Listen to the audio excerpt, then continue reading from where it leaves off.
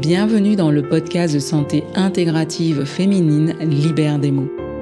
Nous abordons la santé préventive et curative des femmes, qu'elles soient mamans ou non, en bonne santé ou malades, en quête de leur physiologie ou en quête de sens. Le podcast met en lumière le travail des soignants des hôpitaux et des villes, des thérapeutes, à travers des parcours inspirants de femmes. Des expertises de santé autour des pathologies féminines durant les saisons sont parsemées en intersaison par des conseils, des astuces de santé féminine quotidienne et des méditations guidées pour toutes. Vous découvrirez aussi les mots des hommes qui soutiennent ou soignent les femmes. Lorsque l'épisode vous a plu, merci de soutenir notre travail avec un 5 étoiles, vos partages, vos commentaires sur les plateformes de diffusion. Merci au studio Schmooze. Un grand merci à tous nos invités qui se livrent à vous, parfois dans des conditions extraordinaires, à travers leurs mots. Bonne écoute.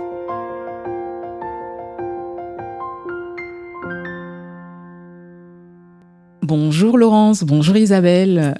Bonjour. Je suis ravie de vous retrouver toutes les deux pour parler d'un sujet qui est à la fois intime et qui révèle aussi la santé la condition de santé dans laquelle on se trouve. C'est la santé sexuelle des femmes et de leurs conjoints, de leurs partenaires qui sont touchés par le cancer du sein. Vous avez la particularité toutes les deux d'être des anciennes avec un beau bagage. Mais déjà, merci pour elle et merci pour nous parce que votre expérience compte beaucoup. Toutes les années que vous avez passées ici au Centre Oscar Lambré.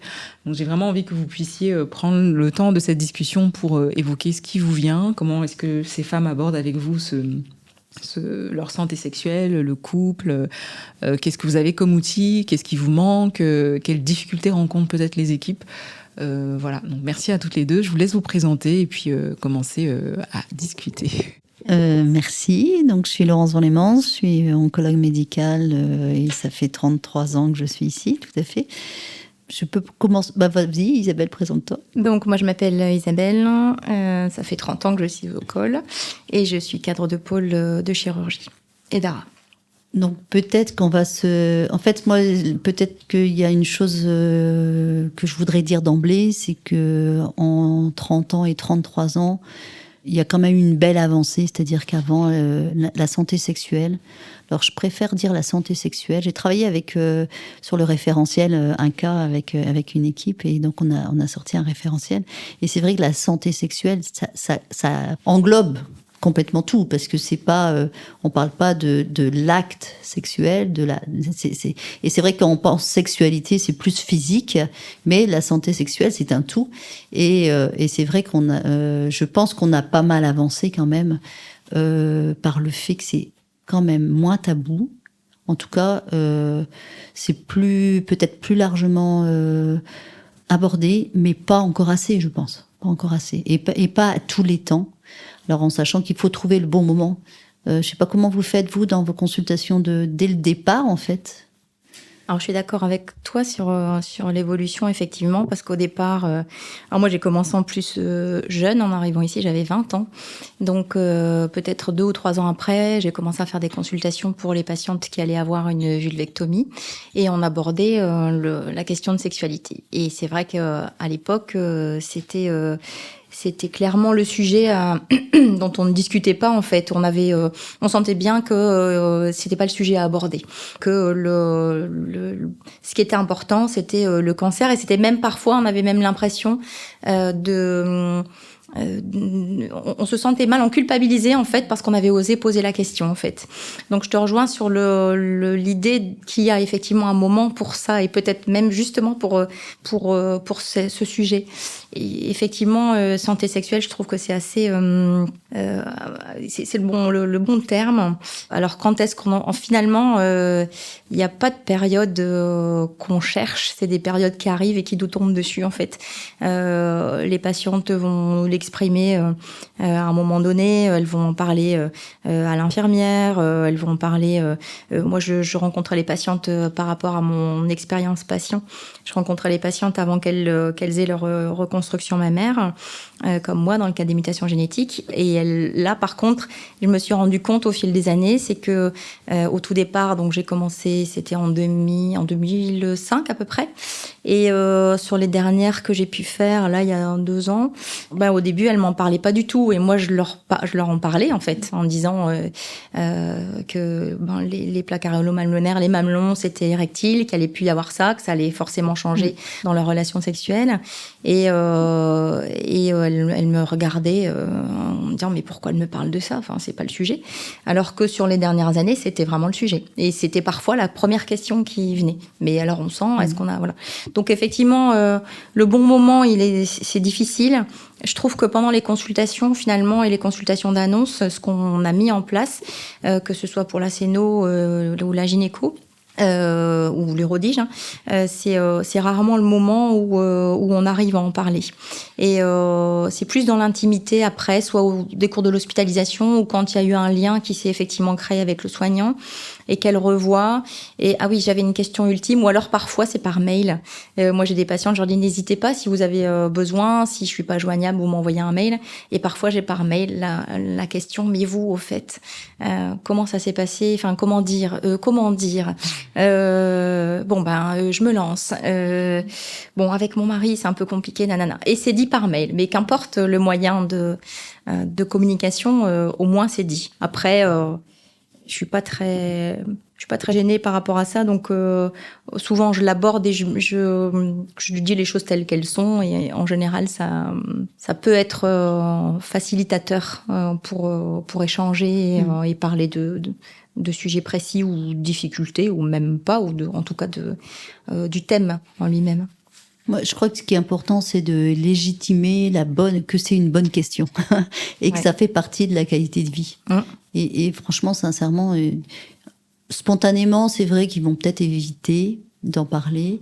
Et des fois, c'est le conjoint qui dit, voilà, j'ose pas toucher à sa plaie, ou même en parlant des effets secondaires des traitements, ça nous permet d'aborder par rapport à l'intimité antérieure aussi, parce que la trajectoire de vie, elle est antérieure, on la connaît pas, on n'a pas besoin de connaître tout aussi sur leur intimité, c'est leur intimité, mais aussi dire écoutez, soyez pas on est là si jamais vous avez des soucis de tolérance au traitement, et même si on peut avoir une tolérance correcte, mais que ça vient impacter par les angoisses, parce que la sexualité, c'est aussi, si on n'est pas bien dans son corps, psychologiquement, on a la sexualité qui ne sera pas au top. Il y a aussi l'impact, je pense qu'il y a des fois, il y a beaucoup de non-dits. En fait, l'étude, tu te souviens, on avait fait une étude sur la qualité de vie des couples, donc depuis un petit bout de temps. Et en fait, la première étude, c'était une étude qualitative où on interrogeait la femme et ensuite son conjoint de façon différente. C'était une psychologue qui s'en occupait. Et en fait, on posait une seule question. En quoi la maladie impacte votre vie? Et puis après, ça venait décliner. Et alors, ce qui était très intéressant, c'est que spontanément, la notion de sexualité arrivait pas beaucoup, mais quand ça arrivait, la partie, que ce soit pendant les traitements ou après les traitements, en fait, pendant les traitements, les deux étaient assez en accord en disant voilà, là, il y a une fatigue, il y a la chimio toutes les 3 semaines, machin, là, c'est trop compliqué, c'est mis de côté. Et après, des fois, c'était dans l'après, et ça, on a vraiment des verbatims, on a plein de verbatims. Et après, on l'a vu sur 1000 personnes, on a interrogé. Des fois, tu as vraiment un écart entre la femme et son partenaire, homme ou femme d'ailleurs, parce que, en fin de compte, la vie est censée revenir comme avant, or... non, il y a une sensibilité, ou même psychologiquement ça va pas, il y a la crainte de récidive qui fait que on n'est pas prêt. Et ça, c'est vraiment c'est flagrant dans les études, et c'est pour ça qu'il faut être vigilant à tous les moments. C'est-à-dire, comme tu disais au départ, c'est tellement un choc au départ qu'on peut pas forcément aborder ce sujet, mais très vite, il faut dire, en tout cas, n'hésitez pas. On est là, si à un moment donné. Bon, c'est vrai qu'on n'a pas forcément, on a une psychologue, on a une gynéco qui s'occupent de ça très bien, mais elles peuvent pas voir tout le monde non plus. Malheureusement, aujourd'hui, on n'est pas très, très outillé.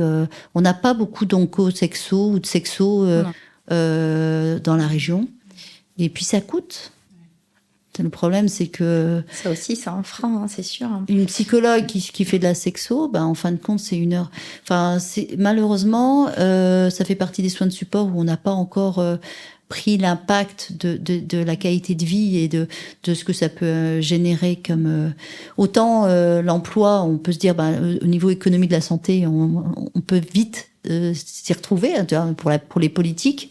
Autant, alors que la qualité de santé sexuelle fait partie de la qualité de vie. Ouais, mais on a plus de mal à affiner ça. Je pense que de ce fait, c'est plus compliqué. Après, parfois, c'est juste en parler, c'est désamorcer un peu la môme. En fait, on sent, nous, dans les consultes, par exemple, la façon dont, quand elles sont accompagnées, la façon dont elles répondent.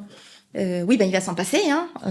Donc elle parle de lui à la 3e personne, il est juste à côté, et alors on sent le désespoir du mari qui est à côté, non pas par rapport au sujet, mais sur la réponse qu'il a reçue. Il a bien compris que, voilà, pour l'instant, et donc il ose pas l'approcher, il ose pas la toucher, et quand, et donc ça peut être une partie. D'ailleurs, moi ça me choquait tout le temps, souvent dans les consultations, c'est que souvent les patientes, elles nous disaient, alors les patientes ou de l'entourage des patients, et qui disaient ah ben oui, hein, elle était mariée et puis elle a eu son cancer et puis voilà, il est parti et voilà, et à cause du cancer. Mais ça, on l'entendait souvent, et de ce fait, ça y est, je repense à une patiente qui m'avait dit vous savez, ma voisine, son mari l'a quittée après son cancer, et moi quand j'ai eu mon cancer, je me suis dit c'est bon, mon couple il est fini aussi. Et parce qu'elle avait associé ce qui s'était passé et ce que lui avait dit la voisine en fait en retour, et elle s'était mise, on va dire, elle s'était prise d'émotion pour la voisine, et donc pour elle c'était acté que dès lors qu'on avait un cancer, on n'était plus en couple. Mais après, il y a plein de choses, effectivement, sur... je vais en parler en tant que référent cicatrisation, parce que ça, c'était quelque chose que dont on a beaucoup discuté avec les patients en soins externes. C'était les freins qu'il y a, en fait, après la chirurgie. Il y a le pansement, il y a la douleur. Donc, il y a un certain temps où il y a plus d'existence de caresse, si petite soit-elle, de rapprochement, j'ai envie de dire, tout simplement, même en deçà de la caresse, et où c'est touche pas, on m'a dit de pas toucher, ou ça va s'infecter, ou voilà. Et donc, il y a vraiment une halte là. Et après, souvent, quand on finissait par en parler, et alors, effectivement, ça, il y a pas de moment pour en parler, parce que parfois, des moments où j'imaginais absolument pas qu'on allait parler de ça, c'était au moment de partir parfois, où il y avait une question qui arrivait, et donc on était à partie, parce que c'est pas quelque chose dont on discute sur 3 minutes. Mais voilà, on était parti sur le sujet avec des questions réelles, donc il y avait des peurs du patient. Il y a des interdits par la chirurgie en gynéco, par exemple, c'est 6 à 7 semaines, pas de rapport sexuel. Donc il y a déjà ces interdits au départ, mais il y a aussi, en général, je pense que pour beaucoup, malheureusement, c'est interdit de tout. Et c'est rapprochement, caresse, c'est juste le câlin, c'est juste je suis là. La présence qui fait partie d'une santé sexuelle, parce que pour moi, c'est un préliminaire. Et malheureusement, ces préliminaires partent parce que les personnes peuvent se sentir seules par rapport à la maladie et dire toi t'es pas malade, même si c'est mon conjoint, c'est quand même moi qui assume tout. Après, comme tu disais, Laurence, tout à l'heure, par rapport à l'histoire du couple, à la trajectoire de vie, j'ai aussi des patientes qui m'ont dit, quand je les avais vues à l'occasion de leur tatouage de reconstruction, qui me disaient de toute façon, j'avais une sexualité de base qui n'allait pas. Donc, fallait pas que je m'attende à ce que ce soit merveilleux. Donc, voilà. Et d'autres qui, au contraire, ont profité ou ont utilisé, malgré elles peut-être, ce qui leur est arrivé, cette expérience douloureuse de cancer ou pas, ou de juste, je pèse mes mots, reconstruction par rapport à une mutation génétique et qui en ont fait une force. Et c'est la patiente dont je parlais à l'issue du tatouage que je lui avais fait pour après sa reconstruction mammaire pour le mamelon, et qui est partie, qui était contente. Et le lendemain, elle m'a appelée en me disant « Je suis sortie. Vous savez ce que j'ai fait ? Je suis allée chercher une petite nuisette et alors le soir, j'ai fait la totale à mon mari. » On n'avait pas fait ça depuis très longtemps. Voilà. Et parce qu'elle se sentait à nouveau intègre, entière, comme elle m'a dit. Et voilà, c'était parti. Mais on n'a pas, c'est toute la difficulté, c'est qu'on on a vraiment des patients complètement opposés à des extrêmes et des patients qui vont parler facilement et d'autres beaucoup plus difficilement. Les anciennes générations, c'était très compliqué à l'époque de pouvoir exprimer, parler de cette santé sexuelle. C'était et on avait quelque part, nous les soignants, je sais pas, Laurence, si toi c'est un peu différent dans les consultations, mais quelque part, il y a des moments où, alors il y a des soins qui sont finalement très difficiles et moi je me rendais compte dans l'équipe, c'est qu'on se refilait en fait quelque part inconsciemment l'explication, par exemple du dilatateur vaginal. Il faut aller expliquer à la patiente ou ne serait-ce que apprendre la technique de l'autosondage. Donc ça va être se toucher, apprendre à reconnaître les grandes lèvres, les petites lèvres, le clitoris.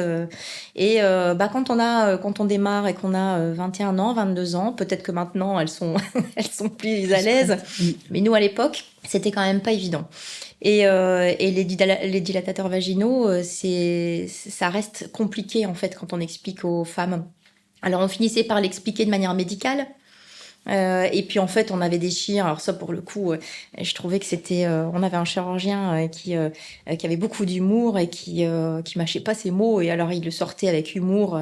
Il me faisait des allusions, mais bienvenues, voilà. Et ça détendait. Et c'était plus facile, en fait, après, pour qu'on en parle.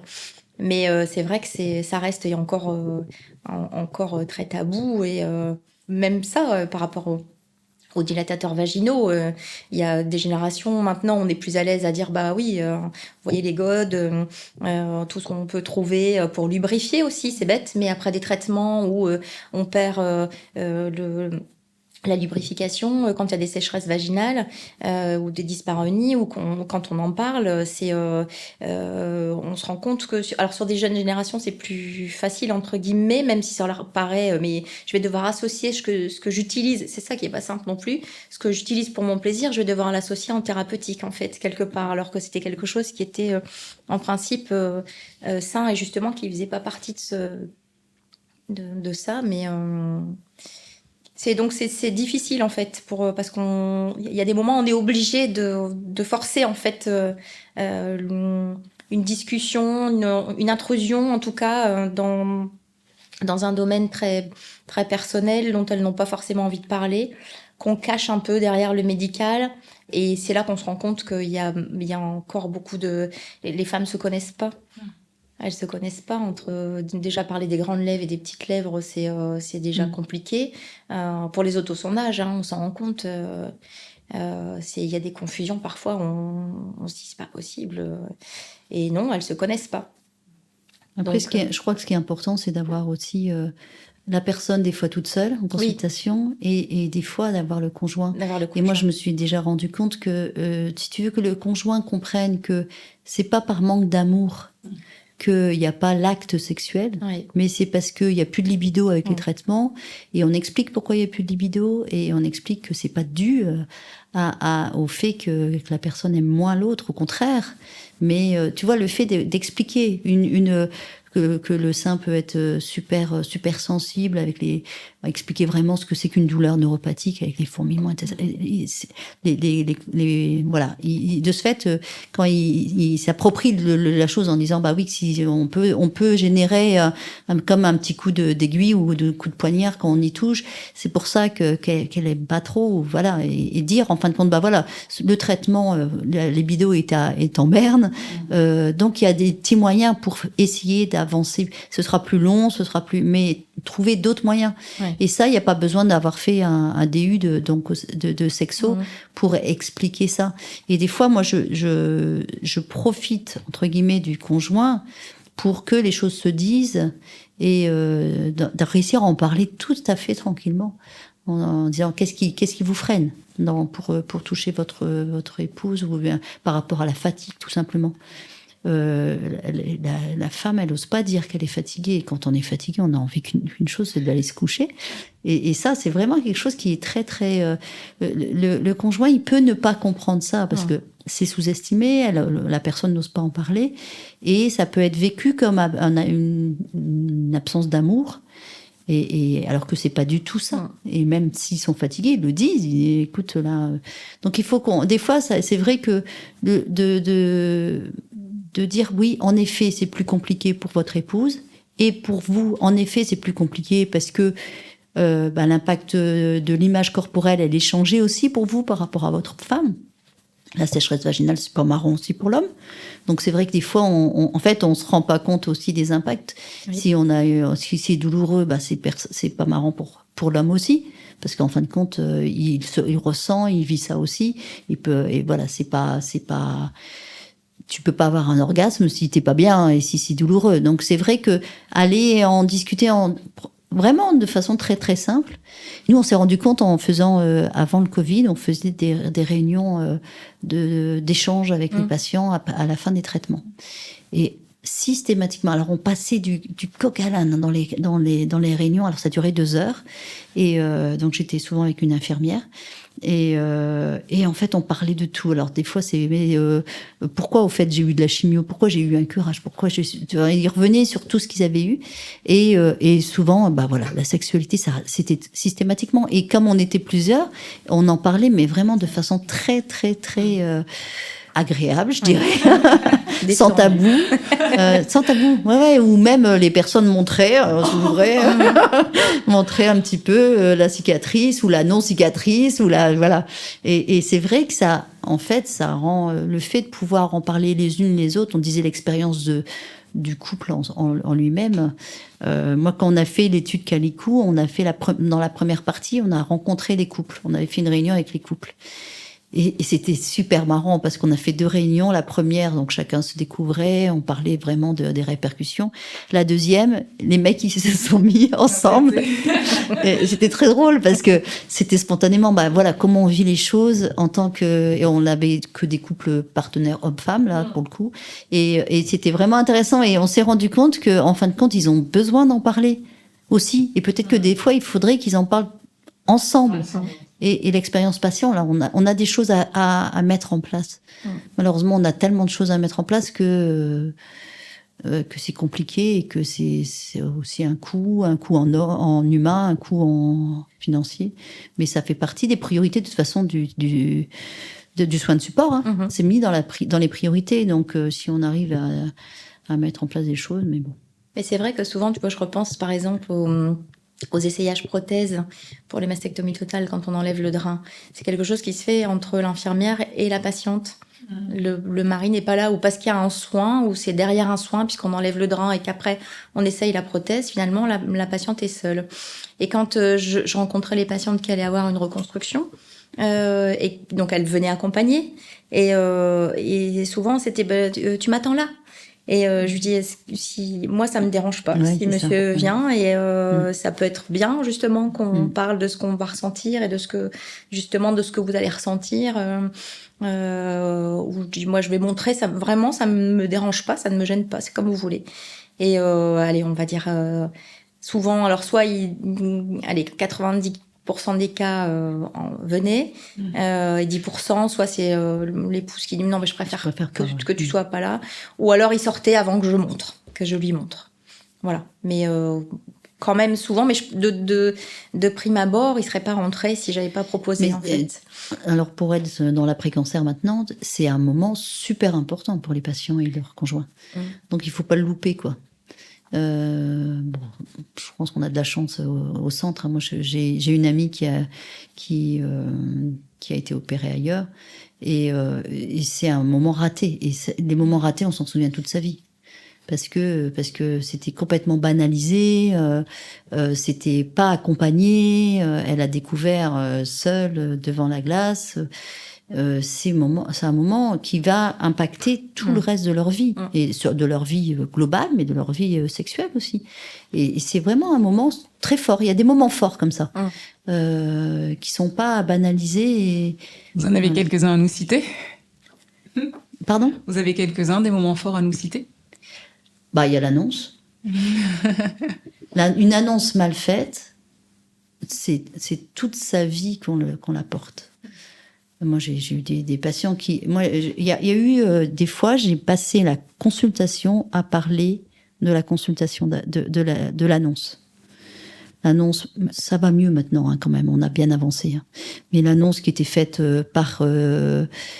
qui n'était pas faite, en fait. Moi, je me souviens d'une patiente, mais ça m'a beaucoup, beaucoup marqué parce qu'elle avait eu un cancer du sein. Elle avait des problèmes de coliques néphrétiques. Enfin, voilà. Elle va 5 ans, 7 ans après, tranquillement faire une écho. Et puis, ou un scan, enfin, je sais plus. Et, le radiologue, la secrétaire dit, écoutez, le radiologue a pas le temps de l'interpréter, repassez demain. Et donc, elle repart. Le lendemain, elle vient. Donc, elle avait un truc cacheté. Donc, elle repart dans sa voiture. Et comme tout le monde, on fait tous pareil, on ouvre, même si c'est pour le médecin. Et c'était marqué métastase hépatique. Et en fait, moi, la première consultation que j'ai eue, on a eu 3/4 d'heure à parler de ça. J'ai pas pu aborder autre chose parce que c'était pas le moment, parce que elle avait un tel choc. Vous imaginez, elle est en voiture, elle apprend qu'elle a c'était quelqu'un cortiqué, et puis même non cortiqué, tu comprends, quoi. Et c'était horrible, c'était vraiment... et ça a pris énormément de temps à travailler là-dessus. Et voilà. Donc, des fois, c'est lourd de conséquences, une annonce mal faite. Ou qu'on apprend qu'on a un cancer comme ça un soir par téléphone. Enfin, bon, il y a un moment donné, c'est pas acceptable, quoi.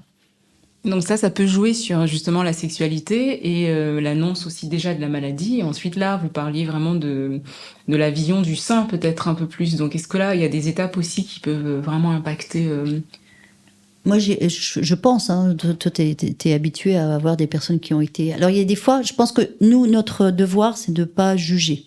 C'est-à-dire que moi, des fois, j'ai vu des personnes qui étaient complètement anéanties par une chirurgie qu'ils trouvaient pas bien. Et sincèrement, des fois, tu as l'impression, tu dis, mais on voit même pas où c'est. Enfin, voilà. Ouais. Il y a une légère asymétrie, ça se voit à peine. Et les personnes sont complètement détruites, démoralisées. Et il y a des fois, au contraire, des situations où, sincèrement, c'est pas très, très beau. Et au final, les personnes sont tout à fait satisfaites.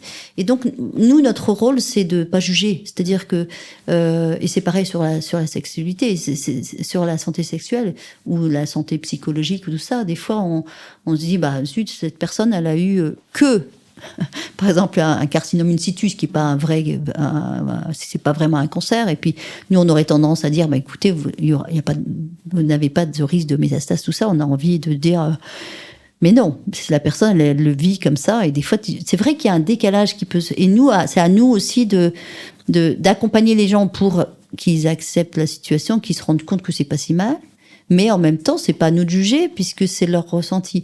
Mais les amener à, parce que je sais pas, toi, t'as certainement vécu des choses comme ça où on se dit waouh. Alors, j'ai un souvenir en tête. Alors, c'était pas par rapport à c'était post de Pâques. Et à l'époque, je faisais du maquillage correcteur, donc du maquillage de camouflage pour les cicatrices. Et donc, j'ai une patiente que je ne connais pas qui m'appelle et qui me dit j'aimerais bien vous voir parce que j'ai une cicatrice vraiment qui est pour moi insupportable. Donc, on se donne rendez-vous. Et quand elle arrive, je la vois arriver. Elle avait un Marcel et elle avait un bras qui était complètement brûlé. Mais vraiment, il y avait des cicatrices partout, très vilaines. Et donc, sur 2 mois, je me dis, voilà, elle vient pour le bras. Et heureusement, dans la salle, je lui dis, alors expliquez-moi ce qui vous amène. Et puis elle me dit, voilà. Puis alors, elle me montre une toute petite cicatrice d'un prélèvement biopsique. Rien. Qui était sur le côté qu'on voyait à peine, et ça, c'était pour elle une catastrophe.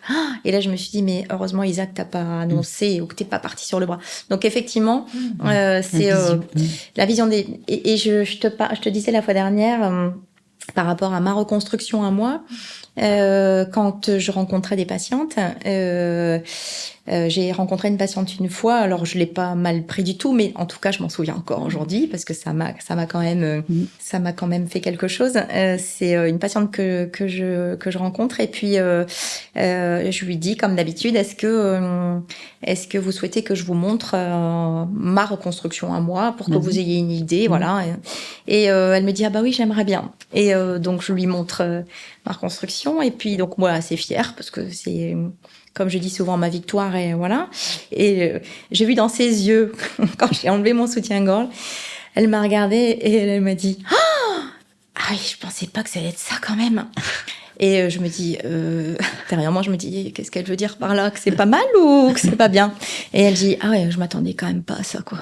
Et c'était dans le mauvais sens. Ouais. Et moi, je le voyais pas du tout comme ça. Mais heureusement que j'étais costaud.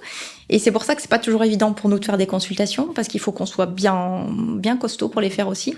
Et quand je me suis rhabillée après, alors je me souviens, je haussais les épaules en me disant c'est beau quoi, c'est beau.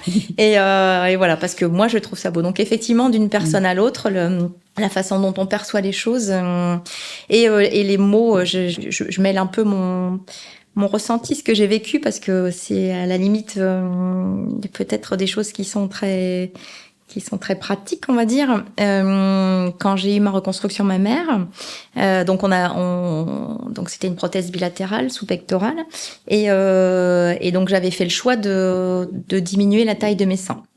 Et donc c'était un choix qui évidemment était connu de mon ex-mari, de mon conjoint. Et je me souviendrai toujours quand il est rentré dans la chambre le lendemain de l'intervention. Le premier mot qu'il a eu, et je m'en souviens encore, je me suis fait opérer en 2014, c'est « Oh, c'est petit !»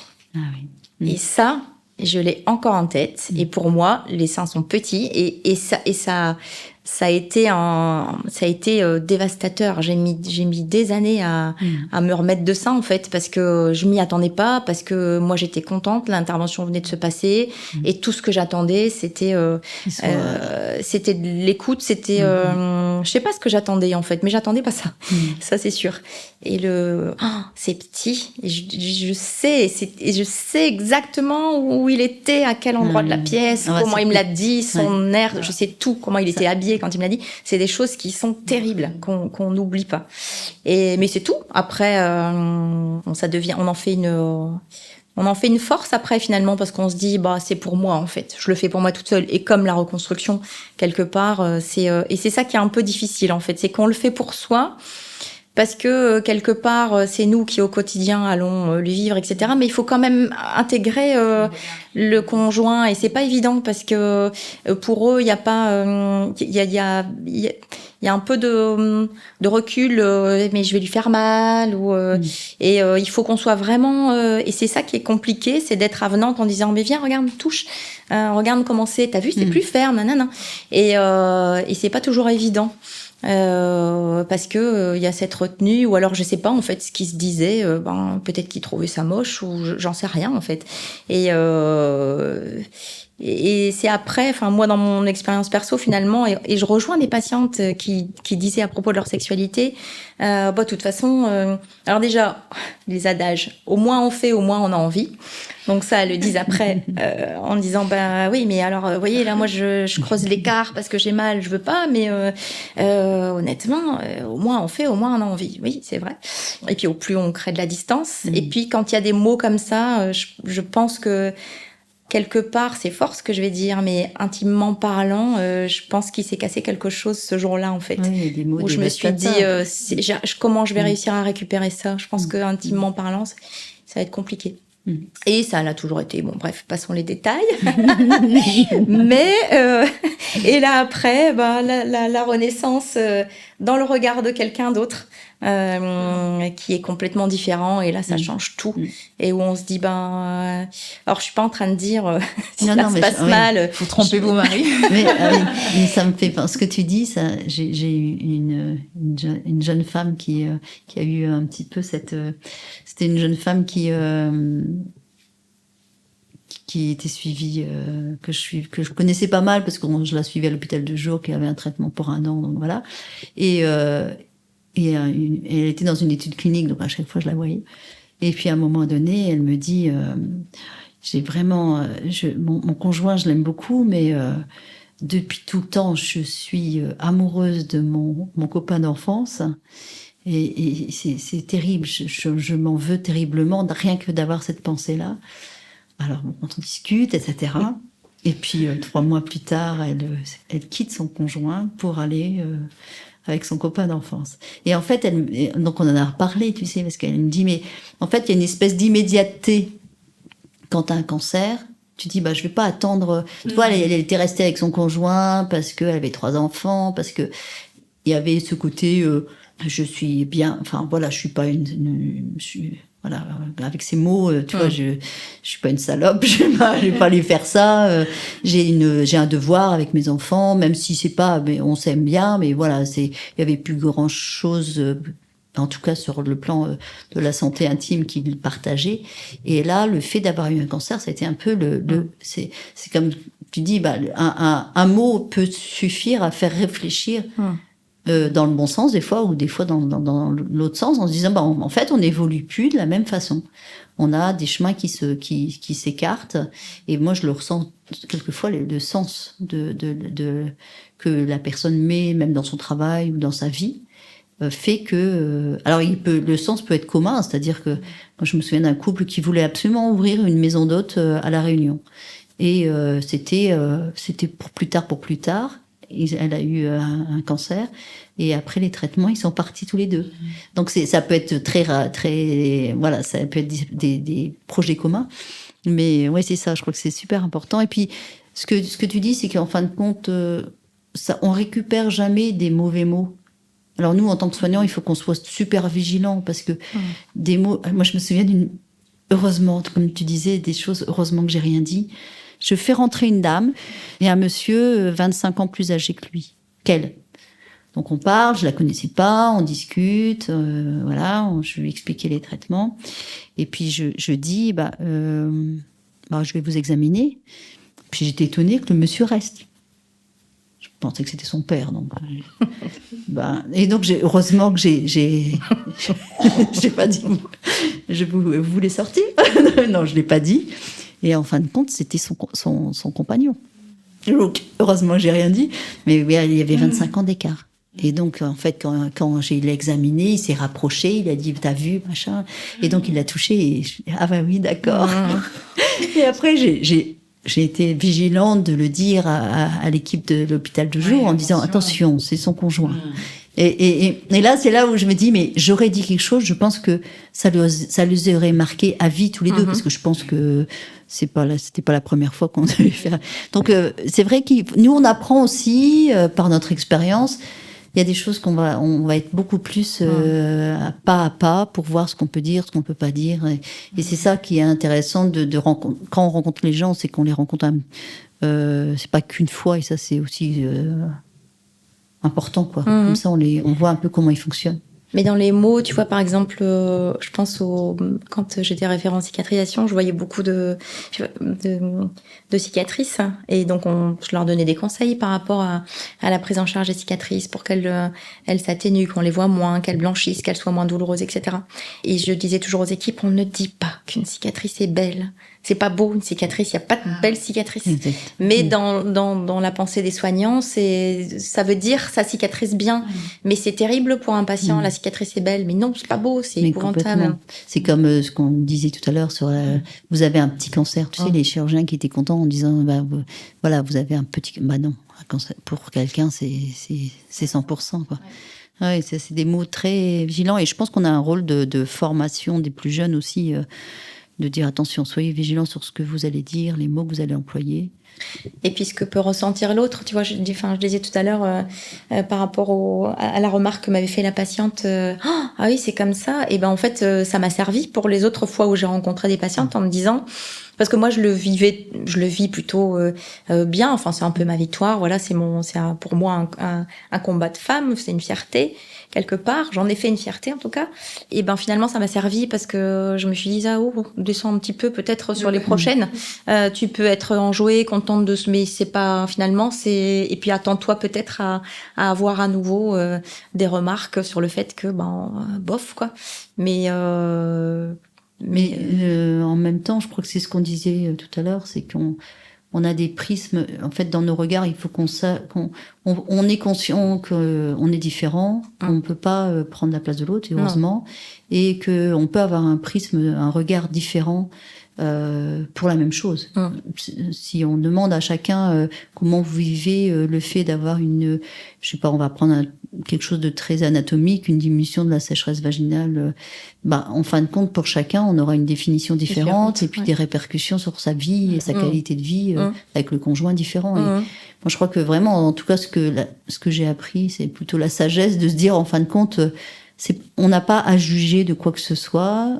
Chacun vit comme il peut avec l'expérience de vie et d'épreuves, et on doit faire avec, et on accompagne et on n'est pas avec eux dans leur intimité.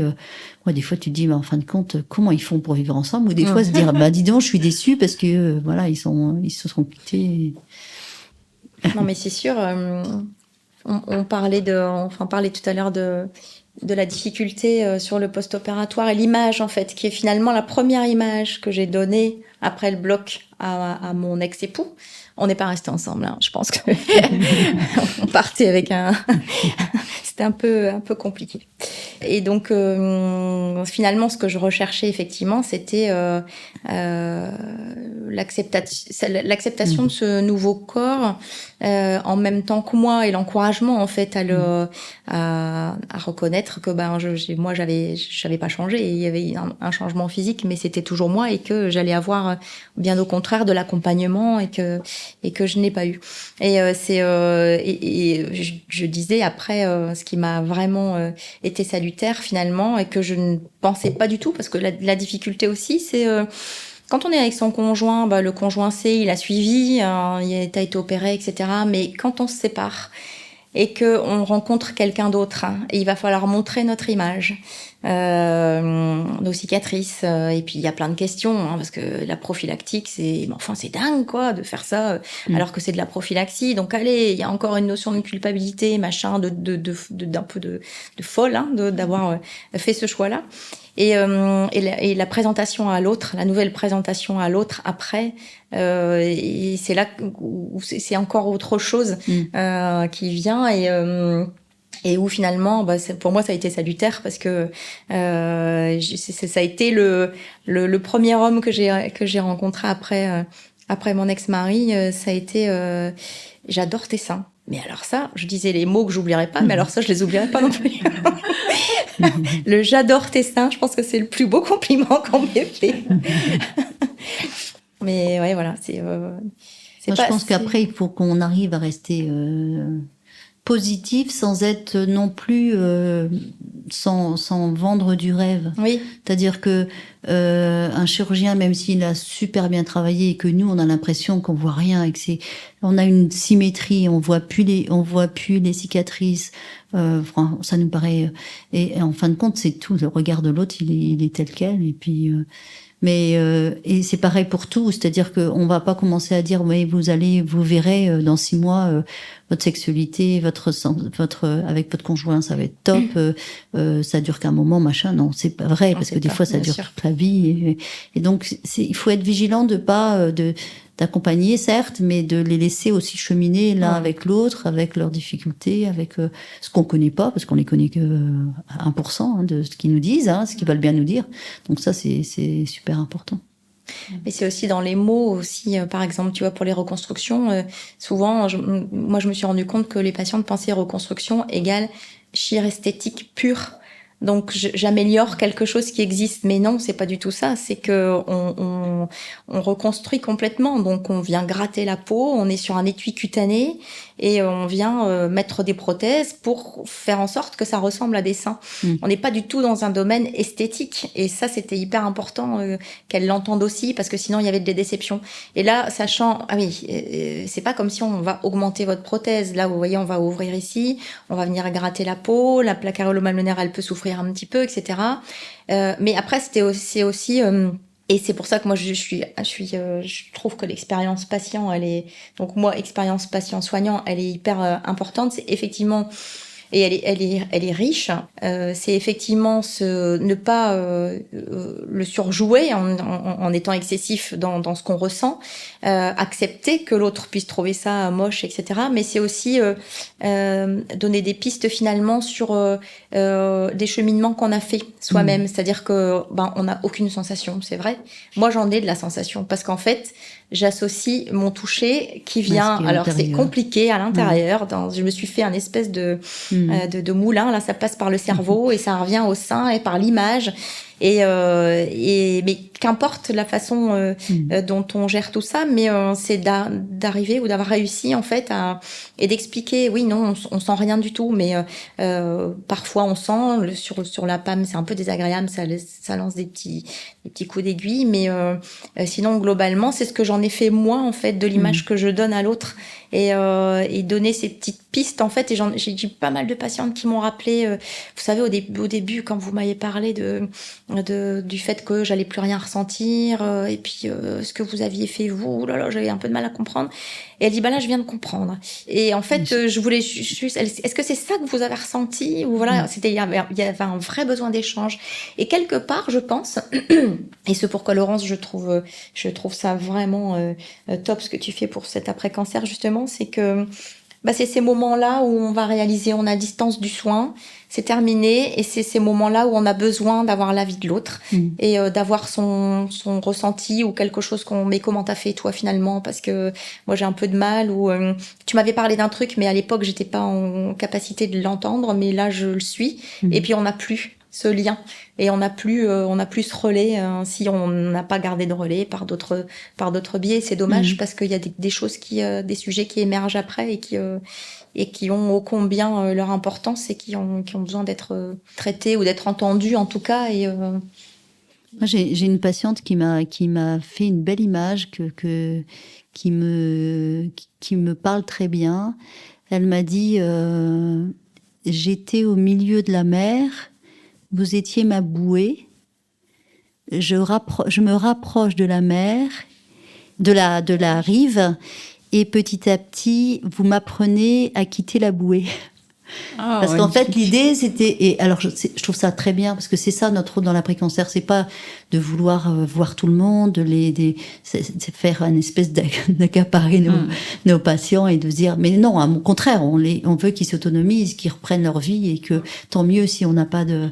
Si on n'a pas de nouvelles, quoi. Quelque part, c'est que ça va bien. Donc, voilà. Et franchement, je l'imaginais, cette bouée, et j'ai trouvé ça super bien, parce qu'en se disant, en fin de compte, elle fait le travail elle-même, et nous on est là en tant que bouée et elle faisant son travail propre d'arriver sur cette rive, et nous on l'accompagne, et franchement je trouve que cette image c'est très méditatif, très chouette. Très chouette. Et je trouvais ça, tous vos partages me font vraiment penser à la sensation. Je pense qu'on parlait aussi de la femme qui ne s'approprie pas son anatomie ressentie, et que quand on fait une annonce comme ça, une atteinte de la santé, peu importe que ce soit le cancer ou une autre pathologie, ça me semble vraiment important de travailler sur l'acquisition des sensations avant. Et c'est pas parce que je suis une pratiquante et une enseignante de yoga, mais je trouve que l'utilité de l'espace que le yoga crée pour ça dans le corps, pas pour faire des postures à tout va, c'est vraiment de se dire, je crée un espace pour aller me réapproprier des acquis que j'ai eu avant, parce qu'avec la maladie, ça va vraiment participer à une forme de rééducation aux sensations anatomiques, parce que on sait où le sein il est, mais en fait on se coupe un peu de l'anatomie ressentie quand il y a une maladie, qu'on fait une mutilation, qu'on enlève un bout d'organe. C'est comme si on se coupait de la sensation de cet organe, alors qu'on sait aujourd'hui qu'il y a on parle souvent du membre fantôme, mais on peut vraiment rééduquer la plasticité de cette sensation dans le corps. Et je trouve que dans l'annonce, moi, ça me semble important peut-être de dire à ces femmes-là, ok, peut-être tu sais pas où ta vulve elle est, tu sais pas comment se place ton vagin, ce qu'il fait, mais il y a des sensations. Tu avais des sensations avant, et tu peux partir de là, parce que c'est un début de quelque chose pour approfondir les nouvelles, vivre l'expérience autrement. Enfin, voilà, ça me faisait penser à ça. Et d'ailleurs, le yoga, c'est vraiment un sport où justement on apprend à prendre conscience de son corps. et tout en faisant ce qui est les recommandations d'activité physique. Mais il y a plus que l'activité physique classique, parce que justement, les postures, la compréhension de ce qu'on est en train de faire, de ce que ça change, on se rend bien compte, ceux qui en font, le bienfait que ça leur apporte. Et c'est des moyens aussi qui sont non médicamenteux, qui vont agir sur l'ensemble, dont la santé sexuelle. C'est sûr que ça a un impact important. On devrait s'en servir beaucoup plus de tous ces moyens qui certes ont un coût, mais un jour on arrivera. Mais c'est une grande aide. Moi, je vois dans la rééducation, quand il y a des troubles de sexualité comme ça et que la patiente a intégré, par exemple, un schéma de sécheresse vaginale, l'appréhension de ça va brûler, ça va me tirer, de vraiment pouvoir avoir une simple rééducation, de dire ok, c'est là, ton organe il est là, de vraiment déjà accompagner à respirer dans cet organe, à le mobiliser, à sentir tiens, quand j'écarte les jambes, quand je serre les muscles, les adducteurs, qu'est-ce qu'ils font, de remettre l'organe dans le reste du corps, parce que souvent il est un petit peu oulala, c'est ce truc là, c'est là et ça me gêne, ça va peut-être revenir et tu parlais tout à l'heure Isabelle du nouveau regard, de la renaissance qu'on a avec une nouvelle personne à nos côtés. De s'autoriser l'expérience totalement, pas dans le souvenir en fait. Et c'est en ça que je trouve que vos paroles de dire mais les mots ont un impact, mais vraiment cette rééducation du mot ressenti aussi, je trouve, a vraiment un impact sur nous, de dire est-ce que, ok, on m'a parlé ainsi de mon organe, est-ce que je peux avoir une autre éducation au mot MOT sur cet organe-là et ressentir aussi ce que ça fait quand on t'a dit j'adore tes seins, mes seins qui ont été reconstruits, quelqu'un les adore, est-ce que je peux m'approprier cette sensation, ce mot dans mon corps en fait. Et pour rebondir là-dessus, moi je crois qu'il y aurait peut-être une fenêtre qu'on n'a pas abordée, justement de pouvoir mettre des personnes en lien, patientes, hommes-femmes, plus jeunes, moins jeunes, avec des personnes qui ne sont pas dans le soin propre. Parce que nous, je crois qu'il faut être aussi conscient de nos limites.